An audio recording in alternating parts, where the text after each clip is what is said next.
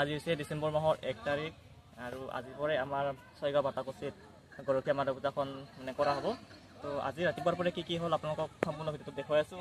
আহক ভিডিঅ'টো চাওঁ এবাৰ।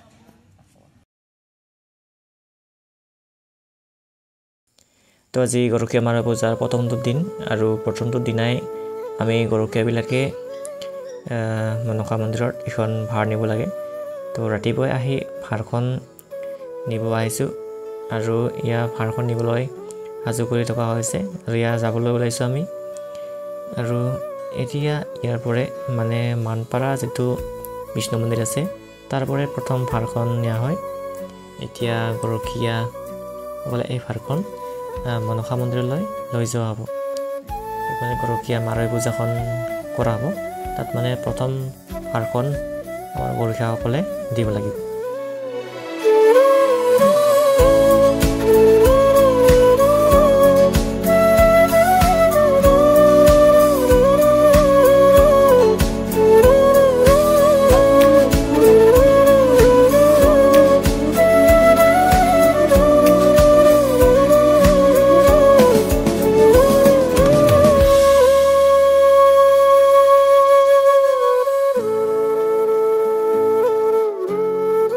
আৰু এতিয়া আমি যাই আছোঁ মনসা মন্দিৰলৈ বুলি। আৰু আমাৰ অঞ্চলত এইখনে এখন বিশেষ এনেকুৱা পূজা মাৰৈ পূজা, যিখন পূজা আমাৰ গৰখীয়াসকলে কৰা হয়। আৰু এনেকুৱা পূজা হয়তো আপোনালোকে দেখিবলৈ নাপাব আমাৰ অঞ্চলত। আৰু এইখনে সেইখন পূজা যিখন পূজা গৰখীয়াসকলে কৰে।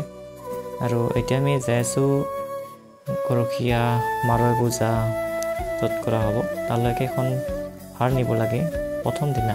তো এইখন এতিয়া লৈ যাই আছোঁ আমি।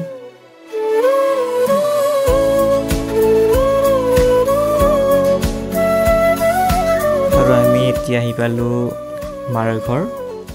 আৰু এনেকৈ আমি এতিয়া সোমাই গৈছোঁ ভিতৰলৈ। আৰু আমি সকলোৱে এতিয়া গৰখীয়াবিলাকে আহি পালোঁ মাৰৈ ঘৰলৈ বুলি।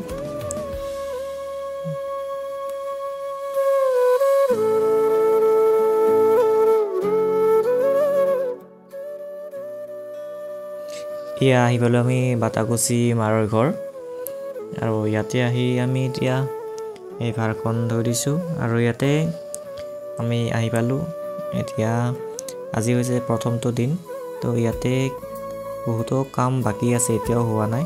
তো আমি প্ৰথম ভাৰখনৰ কাৰণে যিবোৰ আমি আনিছিলোঁ সেইবোৰ আমি ধুনীয়াকৈ যিখিনি মানে কৰিবলগীয়া কাম সেই কামখিনি কৰিব লাগিব।